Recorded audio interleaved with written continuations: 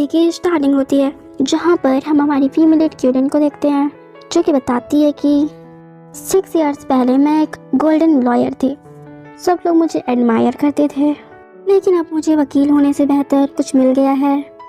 वो अपने हस्बैंड की पिक को देख रही होती है। इतने में ही उसका हस्बैंड हेनरी आ जाता है। हेनरी कहता है कि वाइफी उठने का समय हो गया है। क्यूलिन कहती है कि मैं देर से उठ गई, मुझे माफ़ करना, मैं अब खाना बनाने जा रही हूँ। वो कहता है कि कोई ज़रूरत नहीं है, मैंने पहले ही बना दिया है तुम्हारे लिए। वो कहते हैं कि थैंक यू। हेनरी कहता है कि तुम्हारे हस्बैंड ने तुमसे मैरिज इसलिए की है ताकि तुम खुश रहो, और कहता है कि जाओ बात वगैरह लेकर खाना खा लो, खैर मैं काम पर जा रहा हूँ। फिर वो वहाँ से चला जाता है। यहाँ पर क्यूलिन को किसी का कॉल आता है। यहाँ पर कोई अगला पर्सन कह रहा था कि क्या आपने नहीं कहा था कि आप कानूनी जो है परामर्श लाइव ब्रॉडकास्ट करेंगी, ये अभी तक प्रसारित क्यों नहीं हुआ है? क्यूलिन कहते हैं कि मेरे हस्बैंड अभी काम पर गए हुए हैं, डोंट वरी, मैं टाइम से शो स्टार्ट कर दूंगी। वो बंदा कहता है कि तुम कंट्री की नंबर 1 वकील हो, लेकिन फिर भी तुम 6 सालों से हाउसवाइफ बनकर बैठी हुई हो, घर पर काम कर रही हो। मेरी रियलिटी ये नहीं समझ पा रहा कि तुम ऐसा क्यों कर रही हो। क्यूलिन कहती है कि ऐसा इसलिए क्योंकि मेरे हस्बैंड मुझसे बहुत ज़्यादा लव करते हैं। वो बंदा कहता है कि तुम्हें काम पर तो आना चाहिए ना। क्यूलिन कहती है ठीक है, मैं तुम्हें और कुछ नहीं बताऊंगी, मैं जल्दी ही ब्रॉडकास्टिंग के लिए आ रही हूँ। फिर वो ब्रॉडकास्टिंग में बात कर रही होती है। यहाँ पर क्यूलिन कहती है कि क्या अपना फेस आप दिखा सकते हैं। यहाँ पर वो वकील ली के नाम से जो है फेमस थी। वो कहती है कि हेलो, मैं लॉयर ली हूँ, अगर आपको कोई क्वेश्चन करना है तो प्लीज़ मैसेज भेज दें। तभी दूसरी साइड से एक बंदा बात करता है और कहता है कि हेलो लॉयर ली। क्यूलिन सोचती है कि ये तो मेरे हस्बैंड की वॉइस लग रही है। क्यूलिन कहती है कि तुमने कहा कि तुम्हें मैरिज में धोखा मिला है। हेनरी कहता है कि हाँ, मैं सोचता था कि मेरी वाइफ एक अच्छी लड़की है, मुझे उम्मीद नहीं थी कि वो मैरिज के बाद इतनी ज़्यादा आलसी स्वभाव की होगी। मैंने न केवल 6 वर्षों से पैसा कमाया, बल्कि मैं ओवर टाइम भी करता हूँ। जब मैं घर वापस जाता हूँ तो मुझे उसके कपड़े धोने पड़ते हैं, खाना बनाना पड़ता है और उसकी सेवा करनी पड़ती है। मैं बस अब इतना कुछ नहीं सह सकता, इसलिए मुझे डिवोर्स लेना है। यहाँ पर वो एक फ्लैशबैक याद करती है जहाँ पर हेनरी ने उसको एक बिजनेस कॉन्ट्रैक्ट को प्राप्त करने के लिए, वो इन्वेस्टर ने तो उसे ड्रिंक करने के लिए कहा था। वो फोर्सफुली पीती है जिससे उसको ब्लड की वॉमिटिंग भी होने लग गई थी। फिर हेनरी कहता है कि मैं चाहता हूँ कि तुम मेरा डिवोर्स करा दो। क्यूलिन कहती है कि तुम्हारी डिमांड क्या है। हेनरी कहता है कि मैं चाहता हूँ कि वो घर को साफ सुथरा छोड़कर चली जाए। यहाँ पर तो वो लिली के साथ होता है, इसका मतलब वो उसे चीट कर रहा था। लिली कहती है कि उसकी वॉइस तो बिल्कुल क्यूलिन की तरह लग रही थी। हेनरी कहता है कि वो मेरी वाइफ तो बिल्कुल नहीं हो सकती, तुमने गलत सुना होगा, वो इस कंट्री में सबसे अच्छी वकील है, ये तो बस उसका आशाजनक फ्यूचर हो सकता है, ये तो इम्पॉसिबल है। लिली कहती है कि अब जो कि तुम्हारा डिवोर्स उसके साथ होने वाला है तो तुम उसको सारा कुछ क्यों नहीं बता देते। वो कहता है कि अभी वकील ली ने हमें नहीं बताया कि वो हमारा केस लेने के लिए एग्री हुए कि नहीं, अभी हमें उसे फुल बनाना पड़ेगा, अभी सही टाइम नहीं है। फिर वो घर पे आ गया होता है और कहता है कि वाइफी तुम कितनी अच्छी हो, ये हमारा वेडिंग एनिवर्सरी का गिफ्ट जो तुम्हारे हस्बैंड ने तुम्हें दिया है। उसे तो उसका फेस देखते ही उसके ऊपर गुस्सा आ रहा था। फिर वो गिफ्ट को साइड पर रख देती है। हेनरी कहता है कि क्या मैंने कुछ गलत किया है, ये वही गिफ्ट है जो आपके हस्बैंड ने आपके लिए प्रिपेयर किया है, ये एक लग्जरी नेकलेस है। यहाँ पर क्यूलिन मन में सोचती है कि इसने वास्तव में इसे लग्जरी ब्रांड कहा, इस कुत्ते ने मुझे 6 इयर्स तक फूल बनाया है, और कहती है कि मैं अब ये नहीं चाहती। हेनरी कहता है कि वाइफी क्या हुआ, तुम्हें ये पसंद नहीं आया क्या। फिर वो देखती है कि उसने हेनरी ने पेमेंट कर दी थी उसके वकील के लिए। रनर मन में सोचती है कि उसे क्या लगा था, मुझे कानून के बारे में पता नहीं है, और मन में सोचती है कि मैं 6 ईयर से मैरिड हूँ और उसके लिए घर पर चिपकर रहती थी। 6 सालों से मैं एक हाउसवाइफ बन गई हूँ, ये तो वो डिज़र्व भी नहीं करता। फिर यहाँ पर वो फ़ोन रख कर भूल गया था। क्यूलिन उसका फ़ोन चेक करने लगती है। वो देखती है कि लिली ने उसके लिए एक मैसेज किया है। वो समझ जाती है कि ये उसे चीट भी कर रहा है। इतने में ही वापस हेनरी आ जाता है और उसे धक्का देता है और कहता है कि फ़ोन, तुम मेरा फ़ोन क्यों चेक कर रही थी, क्या तुमने मेरे फ़ोन में कुछ देखा। वो कहती है कि नहीं, कुछ था क्या। वो कहता है कि कुछ नहीं। तब इसको कॉल आने लगती है लिली की। वो कहता है कि मुझे ना एक प्रोजेक्ट पे काम करना है, इसलिए मुझे वो जल्दी काम कंप्लीट कर देना पड़ेगा, और फिर वो वहाँ से चला जाता है। तभी उसका असिस्टेंट उसे एक पिक भेजता है और मैसेज किया हुआ था कि मुझे लगता है कि मैंने तुम्हारे हस्बैंड को देखा है अभी अभी बार में। क्यूलिन कहती है कि मुझे एड्रेस भेजो। फिर वो उस एड्रेस में पहुंच गई थी जहाँ पर वो उनकी पिक्स वगैरह सब कुछ बना लेती है प्रूफ के लिए। यहाँ पर हैंजी के फ्रेंड्स कहते हैं कि तुम तो उसे इतना ज़्यादा लव करते हो। हैंजी कहता है कि तुम लोग भी धोखा खा के ना, मैं उस अगली वुमन से कब से डिवोर्स लेना चाहता हूँ, मुझे तो उसके साथ रहना भी पसंद नहीं है। वो तो मेरे लव में पागल है, मैं उसे डिवोर्स लेना चाहता हूँ और उसे भी प्रॉपर्टी नहीं देना चाहता अपनी। यहाँ पर तो किलिन को गुस्सा आ रहा होता है। तभी यहाँ पर वो हैंजी को कॉल करती है और कहती है कि मैं आपका डिवोर्स केस लेने के लिए रेडी हूँ। नेक्स्ट सीन में यहाँ पर हैंजी लिली को लाया हुआ था और कहता है कि मैं यहाँ पर लिली को आज काम करने के लिए लेकर आया हूँ, तो आज वो मेरे साथ काम करेगी, तो मैं कोई आपत्ति तो नहीं है, क्या तुम कुछ कहना नहीं चाहती? वो कहती है कि मैं क्या कहूँ। यहाँ पर हैंजी मन में सोच रहा था कि वो तो मेरे प्यार में पागल है। वो दोनों तो रूम के अंदर जाकर रंगरलियां मना रहे थे और बाहर से किलिन टेढ़ी स्माइल देती है और सोचती है मुझे पता था कि तुम क्या करना चाहते हो। नेक्स्ट सीन में वो उसे डिवोर्स एग्रीमेंट देता है और हाँ, कोर्ट की डेट 3 डेज बाद है और कहता है कि तुम्हें भीख मांगने की ज़रूरत नहीं है। किलिन कहती है कि क्या तुम्हारा काम हो गया, उसे तो वैसे भी पहले सब कुछ पता ही था। हैंजी कहता है कि ऐसा प्रेटेंड मत करो कि तुम बहुत ज़्यादा वाली स्ट्रॉन्ग हो, अगर तुम रोना चाहती हो तो रो सकती हो। किलिन कहती है कि ये सेंटेंस तुम पर ज़्यादा अच्छा लगेगा जब तुम रोगे। लिली कहती है कि सिस्टर कि आपको लॉयर ढूंढने की ज़रूरत है, लेकिन वो लॉयर मेरे हैंजी जितना अच्छा नहीं होगा क्योंकि उन्होंने बहुत ज़्यादा पैसा खर्च किया है, तुम्हारा वकील उसे हरा नहीं सकता। किलिन कहती है कि चलो 3 दिन बाद देखते हैं। नेक्स्ट सीन में वो ऑफिस आई हुई थी, उसकी बहुत सारी ट्रॉफीज रखी हुई थी क्योंकि वो नंबर 1 लॉयर थी। तभी असिस्टेंट आकर बताता है कि in global lawyer gold awards को सभी वकीलों का जो है ये सपना है, आप एक फर्स्ट फीमेल हैं जिन्होंने इसे प्राप्त किया है। किलिन कहती है कि मुझे उम्मीद नहीं थी कि आप लोग अभी भी इस ट्रॉफीज को रखे होंगे। असिस्टेंट कहता है कि हम आपके वापस आने का वेट कर रहे थे। इतने में ही वहाँ पास हैंजी आ जाता है और कहता है कि क्या तुम टॉप लॉयर हो? किलिन कहती है कि तुम्हारा इससे मतलब? हैंजी कहता है कि नहीं नहीं नहीं, वो तुम तो हो ही नहीं सकती, तुम बस दिखावा कर रही हो। ओह हाँ, तुम भी तो यहाँ पर लॉयर ढूंढने के लिए आई होगी ना। मैं तुम्हें एडवाइस देता हूँ कि तुम इस पर टाइम बर्बाद मत करो क्योंकि तुम्हारा वकील मेरे वकील जितना अच्छा नहीं होगा। असिस्टेंट कहता है कि क्या ये गधा आपका हस्बैंड है? वो कहती है कि हाँ, इसके लिए मैंने 6 सालों से हाउसवाइफ बनकर बैठी हुई थी, अब उसे एक मिस्ट्रेस मिल गई है तो वो मुझसे डिवोर्स लेना चाहता है। यहाँ पर हैंजी कहता है कि उसके पास तो कोई जॉब तक नहीं है, वो तो मेरे बिना भूख से इस दुनिया से ऊपर ही पहुँच जाती। असिस्टेंट कहता है कि क्या तुम जानते हो कि तुम किससे बात कर रहे हो? इससे आगे वो कुछ बोल पाता। किलिन कहती है कि तुम सही कह रहे हो, अगर आप ना होते तो मैं पता नहीं कैसे जी पाती। हैंजी कहता है कि खैर अच्छा कि तुम इस बात को जानते हो अच्छे तरीके से, इसके बारे में कैसा रहेगा हमारी मैरिज की खातिर मैं तुम्हारे फ्यूनरल के लिए तुम्हें 20,000 युआन दे दूंगा और तुम घर छोड़ने के लिए रेडी हो जाती हो तो मैं तुम्हारे ऊपर केस भी नहीं करूंगा। किलिन कहती है कि तुम मुझसे छुटकारा पाने के लिए इन थोड़े से पैसों का यूज़ कर रहे हो।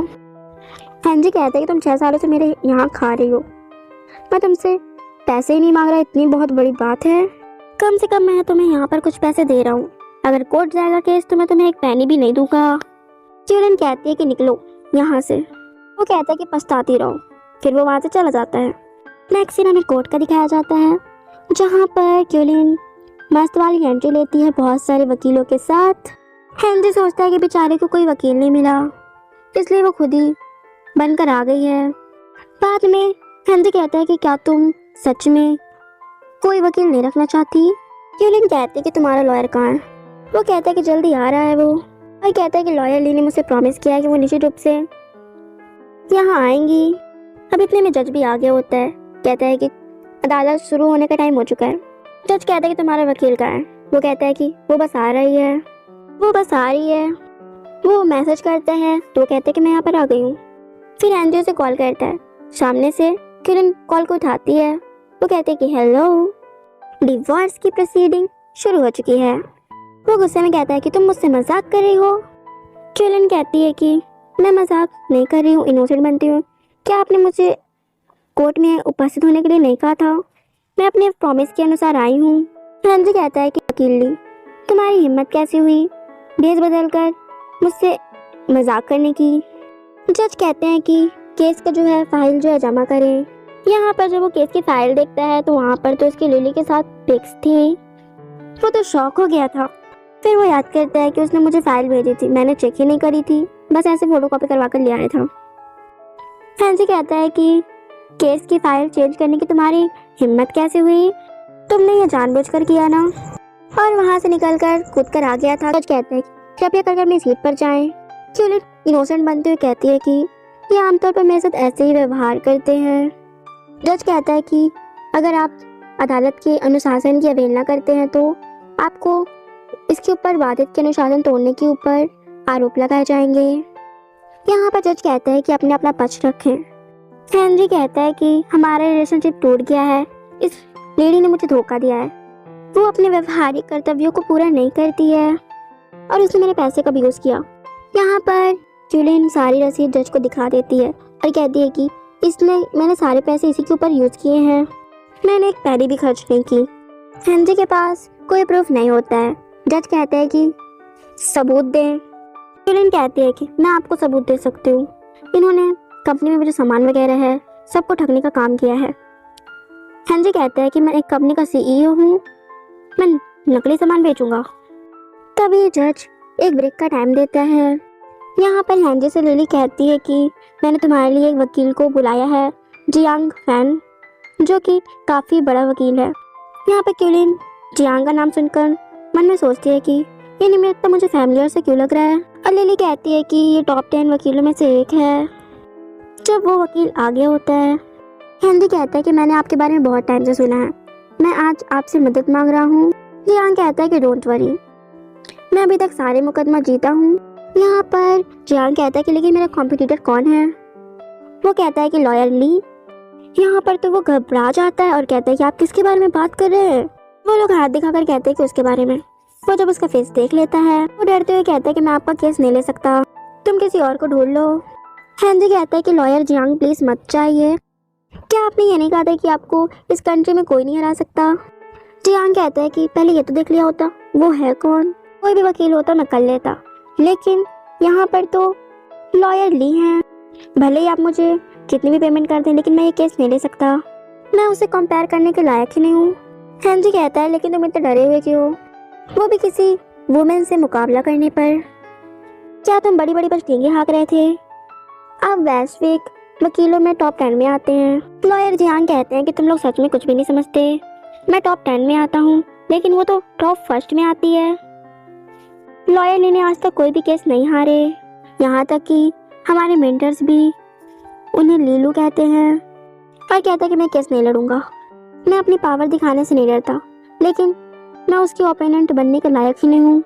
यहाँ पर फिर क्यूलिन आ जाती है और कहती है कि लॉयर जियांग मुझे आपसे मिलकर खुशी हुई कि मैं आपकी आज ओपोनेंट बनने वाली हूँ, कृपया करके मुझे सलाह दें। वो कहता है कि लॉयर ली क्या आप मजाक कर रही हैं, मेरी हिम्मत भी कैसे हो सकती है कि मैं आपका ओपोनेंट बन पाऊँ, मैं तो बस यहाँ से गुजर रहा था। और हेनरी से कहता है कि मैं तुम लोगों को सलाह देता हूँ कि किसी अन्य वकील को ना ढूंढें क्योंकि कोई भी लॉयर ली का ओपोनेंट बनने की हिम्मत नहीं करेगा। और कहता है कि लॉयर ली क्या आप इस पर वापसी की तैयारी कर रही हैं। वो कहते हैं कि हाँ नहीं, मैं लंबे टाइम से घर पर रही हूँ तो मुझे घर पर रहने की वजह से आलसी कहा जाएगा। लॉयर जियांग कहता है कि आपको ऐसा कहने की हिम्मत किस में है, आप एक टॉप लॉयर हैं। पहले तो ये लोग डर रहे होते हैं, फिर ये लोग सोचते हैं कि ये पक्का झूठ बोल रहा होगा, ये पक्का क्यूलिन से पैसे खा लिया होगा। बाद में वो और भी लॉयर्स को कॉल करता है लेकिन कोई भी लॉयर्स उसका डॉक्टर ली का नेम सुनकर केस लेने को तैयार नहीं थे। इन द एंड जज भी आगे होता है और कोर्ट का रिजल्ट निकलता है जहाँ पर लॉयर ली जीत गई थी। फिर बाहर रिपोर्टर्स कह रहे थे कि आपने तो कोई भी केस नहीं हारा कभी। यहाँ पर वो अपने असिस्टेंट के साथ थी तो एंडी सोचता है ये पक्का मुझे पहले से ही चीट कर रही थी। रिपोर्टर्स के सामने कह देता है कि इसने मुझे चीट किया है। यहाँ पर किरण कहती है कि मेरे ऊपर झूठी रूमर्स उड़ाने के पीछे मैं तुम्हें केस कर सकती हूँ। यहाँ पर लिली कहती है कि अब तुम्हारे पास प्रॉपर्टी नहीं बची तो क्या हुआ, हम दोनों साथ में मिलकर कमाएंगे, मैं तुम्हारे साथ हमेशा रहूँगी। हेनरी कहता है कि ये सब तुम्हारे कारण हुआ है, तुम इतने एक्सपेंसिव गिफ्ट लेती थी और मेरे कार्ड से पे करती थी और यहाँ पर तुम पैसे कमाने की बात कर रही हो। यहाँ पर उसे वो धक्का दे देता है जिससे उसे चोट लग गई थी। लिली कहती है कि तुम्हें क्या हुआ, तुम तो कभी मुझे हर्ट होते हुए नहीं देख सकते थे। हैंजी कहता है कि तुम सच में सोचती हो कि तुम सोना चांदी पहन रखे हो, वो रिच वुमेन है, तुम अपनी फुहारे स्मेल को नहीं छिपा सकती। लिली गुस्से में कहती है कि मैं तुम्हारे साथ 3 सालों से हूँ, तुम मुझे ऐसे कैसे बोल सकती हो। यहाँ पर तो लोग जो है बिल्ली की तरह लड़ने लग गए थे। यहाँ पर किरण कहती है कि आप लोग वहाँ पर फोकस कर सकते हैं। फिर रिपोर्टर्स उसके पास ही चले जाते हैं। दूसरी तरफ यहाँ पर किरण बात कर रही होती है कि यहाँ पर असिस्टेंट बताता है कि प्रोफेसर ली आज घर लौट आए हैं। किरण कहती है कि मेरे फादर घर वापस आ गए, आज रात वेलकम पार्टी है तो आप प्रोफेसर ली से मिल आइए। किरण कहती है कि मेरे फादर इस कानूनी पेशे को छोड़ने से सहमत नहीं थे और वो तो इस हैंडी से मैरिज को भी नहीं चाहते थे, लेकिन मैं उनकी एक्सपेक्टेशन पर खरी नहीं उतरी। इस हैंडी से मैरिज करने पर मैंने जोर दिया, मैं अपने फादर को फेस कैसे करूँगी। असिस्टेंट बताता है कि प्रोफेसर ली इन सभी वर्षों में आप पर ध्यान दे रहे थे, उन्होंने सुना है कि आपका डिवोर्स हो गया है, उन्हें डर था कि तुम्हें तंग किया जाएगा, इसलिए मैं वापस आ गया। चलो प्रोफेसर लू से मिलते हैं। वो हमेशा से ही हॉन्गजोन लॉ फर्म का मैनेजमेंट आपको सौंपना चाहते थे। दूसरी तरफ यहाँ पर लिली कहती है कि मैं मिस्टर ली की अडॉप्ट डॉटर हूँ, प्रोफेसर ली ने मुझे अडॉप्ट किया है, शायद वो मुझे इस बार उस मैनेजमेंट का सक्सेसर बना दें। वो हैंजी से कहती है कि मेरे फादर प्रोफेसर ली शॉन्ग है जो जल्दी एक प्रमुख वकील है, वो रेड लॉ फॉर्म में सबसे ज़्यादा फेमस फॉर्म है। फिर ये दोनों भी लड़ने के बाद खुशी खुशी मान गए थे। हैंजी कहता है कि मुझे अपनी सारी प्रॉपर्टी वापस चाहिए, तो चलो आज चलते तुम्हारे फादर से मिलने के लिए। नेक्स्ट सीन में ये लोग जो है पार्टी में आ गए होते हैं। यहाँ पर वो एक पेंडेंट पहन कर आई हुई थी जो कि उसकी मॉम ने अपनी आखिरी वक्त पर उसे दिया था। यहाँ पर किरण थे, तभी यहाँ पर लिली और हैंजी भी आ गए हुए थे। किरण कहती है कि तुम्हारे यहाँ पे वेलकम नहीं है तो तुम यहाँ से जा सकते हो। हैंजी कहता है कि ये प्रोफेसर ली की डॉटर है और वो इस बेहतरीन लॉ फॉर्म की उत्तराधिकारी है। वहाँ पर कुछ लोग कहते हैं कि प्रोफेसर ली की डॉटर कैसे एक मिस्ट्रेस हो सकती है। यहाँ पर किरण कहती है कि प्रोफेसर ली की केवल एक ही डॉटर है और वो मैं हूँ। हैंजी कहता है कि तुम प्रोफेसर ली की डॉटर हो। लिली कहती है कि उसकी बकवास मत सुनो, यदि मैं प्रोफेसर ली की डॉटर होती तो वो इन वर्षों में प्रोफेसर ली से मिलवाने के लिए तुम्हें लेना चाहती। किरण कहती है कि मैं तुम्हारे कारण अपने फादर के खिलाफ गई, तुम एक बदमाश हो, मैं सचमुच ब्लाइंड थी। तभी यहाँ पर लिली उसका पेनेट ले लेती है और कहती है कि मैं ये तुम्हें नहीं दूंगी। किरण कहती है कि मेरी मॉम का पेंडेंट है, प्लीज़ उसे दे दो। हैंजी कहता है कि अगर तुम्हें ये पेंडेंट चाहिए तो तुम नील डाउन हो जाओ और अपॉलॉजी करो। वो भी अपनी मॉम की खातिर उस पेंडेंट के लिए नील डाउन हो जाती है और अपॉलॉजी भी करती है। हैंडी तो यहाँ पर उस पेंडेंट को तोड़ दिया होता है। वो पेंडेंट को देखकर बहुत सैड थी और कहती है तुम्हारी हिम्मत कैसे हुई इस पेंडेंट को तोड़ने की, ये पूरे 100 मिलियन का है। वो लोग कभी भी नहीं मान रहे होते। कहता है हैंजी कि लो ये कुछ पैसे रख लो। इतने में ही प्रोफेसर ली एंटर करते हैं। प्रोफेसर ली कहते हैं कि मेरी डॉटर को छूने की हिम्मत किसने की। लिली कहती है कि फादर गुस्सा मत होइए, उसने हमें परेशान किया था, उसे हमें ब्लैकमेल करने का कोई इरादा नहीं था। फादर कहते हैं कि रास्ते से हट जाओ। किरण कहते हैं कि डैडी मुझे माफ़ कर दो, मैंने उन चीज़ों का ठीक से ध्यान नहीं रखा जिसे मेरी मॉम ने मुझे दिया था। फादर कहते हैं कि कोई बात नहीं, फादर देर से आए ना, तुमने इतना सफ़र किया। हैंजी कहता है कि तुम रियली में प्रोफेसर ली की डॉटर हो। किरण कहती है कि फादर ये वही है जिसने मेरे पेनेंट को तोड़ दिया। प्रोफेसर ली कहते हैं कि मेरी डॉटर ने 6 ईयर्स तक तुम्हारे घर पे नैनी की तरह काम किया है, तुमने उसे खुलेआम चीट किया है। ये पेंडेंट 100 मिलियन का है, अब तो आपको इसे मुआवजा देना होगा वरना मैं तुम्हें इसकी कीमत चुकाने पर मजबूर कर दूंगा। हैंजी कहता है कि प्रोफेसर ली ऐसा कुछ भी नहीं है, मुझे जाने दीजिए। फिर वो गार्ड से उसे पकड़वा देते हैं। हैंजी कहता है लिली से कि तुमने मुझे झूठ बोला। लिली कहती है कि मैंने तुम्हें झूठ नहीं बोला, प्रोफेसर ली चाहते थे कि मैं उनकी डॉटर बनूं। यहाँ पर किरण कहती है कि मुझे आपके खिलाफ नहीं जाना चाहिए था और ना ही कानूनी कार्रवाई वगैरह पेशे को छोड़ना चाहिए था और तो और मैरिज भी नहीं करनी चाहिए थी। फादर कहते हैं कि बेटा अभी इतनी देरी नहीं हुई है, मेरा मानना है कि तुम अभी भी अपने करियर को शिखर तक पहुंचा सकती हो। मैं फिर से वकील के कपड़े पहनूंगी, इस बार मैं आपको निराश नहीं करूंगी। बाद में हैंजी किरण के पीछे पड़ा था और उसे माफ़ी मांग रहा था और कहता है कि मैं तुम्हारे लिए डिनर बनाऊंगा और कहता है कि मेरी कंपनी बैंकरप्ट हो गई है। यहाँ पर तो हैंजी किसी गलत इरादे से ही आया था। किरण कहती है कि हम डिवोर्सड हैं। यहाँ पर वो उसके हाथ जोड़ता है और कहता है कि प्लीज़ मुझे अंदर ले लो, मैं आपका सारा काम कर सकता हूँ। फिर क्यूलन उसे खूब सारे काम करवाती है और कहती है कि मैं भी ऐसे ही काम करती थी। बाद में उसे एक कॉल आता है, वो साइट पर बात करने के लिए जाता है। यहाँ पर वो किसी से कुछ दिन की मोहलत मांग रहा था। मेरी वाइफ एक टॉप लॉयर है, उसके पास बहुत सारा पैसा है, मैं खुद को जल्दी से उसका आत्मसमर्पण कर दूंगा और समय आने पर तुम्हें सारा पैसा दे दूंगा। बाहर से क्यूलन ने भी सारी बातें सुन ली हुई थी, उसे तो सारा माजरा समझ में आ गया होता है। बाद में असिस्टेंट कहता है कि मैंने सुना है कि आपने अपने एक्स हस्बैंड को अपने घर में रहने दिया है, उसके इरादे अच्छे नहीं हैं, आप उसे इतनी इजीली माफ़ नहीं कर सकती। वो कहती है कि डोंट वरी, मैं अपनी लिमिट्स जानती हूँ, लेकिन मैं तुमसे एक फेवर मांगना चाहती हूँ। ये हमें नहीं बताया जाता कि उसने क्या बोला था। नेक्स्ट सीन में हैंडी उसे एक सूप देता है और कहता है कि कैसा है टेस्ट। वो उसे पी लेती है और बेहोश हो गई थी। वो उसे बेड पर ले आया था और एक कैमरा वगैरह भी लगा दिया होता है और एक पर्सन को बुला दिया था। इससे पहले वो कुछ कर पाता, उससे पहले ही असिस्टेंट के गार्ड्स वगैरह सब आ गए हुए थे और हैंडी को पकड़ कर ले जाते हैं। असिस्टेंट कहता है कि क्या तुम ठीक हो? हैंडी कहते हैं कि क्या चल रहा है यहाँ पर, पुलिस को किसने बुलाया? क्या तुम्हें पहले से पता था कि मैं तुम्हारे साथ ऐसा करने वाला हूँ? फिर हमें क्यूलन का फ्लैशबैक दिखाया जाता है जहाँ पर वो उसने उसको पुलिस वगैरह को बुलाने के लिए कहा था और असिस्टेंट ने भी उसे बताया था कि हाल ही में उसकी कंपनी बैंकरप्ट हो चुकी है, उसके पास बहुत सारा कर्जा है 1 मिलियन का। क्यूलन कहती है कि ठीक है, तुम सारे एविडेंस इकट्ठा करो, मुझे तभी चैन मिलेगा जब मैं उसे जेल भेज दूंगी। इसी वजह से उसने जानबूझकर वो सूप भी पी लिया था। क्यूलन कहती है कि इसने मुझ पर हमला किया, इसलिए इसे हिरासत में ले लीजिए और इस फ़ोन में सारे एविडेंस हैं। वो कहता है हैंडी कि मैं बस तुम्हें डराना चाहता था, प्लीज़ मुझे माफ़ कर दो, मैं तुम्हारे साथ एक अच्छा जीवन जीना चाहता हूँ। क्यूलन कहती है कि फिर तुम्हें बाकी का जीवन अपना जेल में बिताना पड़ेगा। वो तो रोता रह गया था, कहता है कि मैं जेल नहीं जाना चाहता। पुलिस उसे पकड़ कर ले जाती है। नेक्स्ट सीन में क्यूलन के लिए एक पार्टी ऑर्गेनाइज की गई थी, उसके केस की 100 भी जीत के लिए बुके के साथ उसे कॉन्ग्रेचुलेशन करते हैं। यहाँ पर एक कलीग बताती है कि उसे हैंडी ने बहुत सारे क्राइम किए थे, इसलिए उसे 20 ईयर्स की जेल हुई है। क्यूलन कहते हैं कि वो ये डिजर्व करता है। यहाँ पर फादर कहते हैं कि अंततः अपने पैरों पर तुम खड़ी हो सकती हो, तुम्हारे फादर, तुम्हें अपना ये मैनेजमेंट सौंपने का पूरा भरोसा है तुम पर। क्यूलन कहती है कि मैं फ्यूचर में एक अच्छी वकील बनूंगी, कभी किसी क्लाइंट को डिसअपॉइंट नहीं करूंगी। फादर कहते हैं कि आज बहुत अच्छा दिन है, आज एक साथ बहुत सारी अच्छी चीज़ें हुई हैं। फिर यहाँ पर क्यूलन कहती है कि मेरे डिवोर्स के बाद मैं एक अपनी नई लाइफ जीऊँगी, मेरा फ्यूचर और भी ज़्यादा एक्साइटिंग होगा। इसके साथ हमारी इस स्टोरी की एक हैप्पी एंडिंग होती है। सो फ्रेंड्स, आप लोग को ये स्टोरी कैसी लगी कमेंट में ज़रूर बताइएगा और स्टोरी पसंद आई हो तो प्लीज़ चैनल को लाइक, सब्सक्राइब एंड शेयर कर दीजिएगा। मिलती हूँ एक न्यू स्टोरी के साथ, तब तक लिए बाय।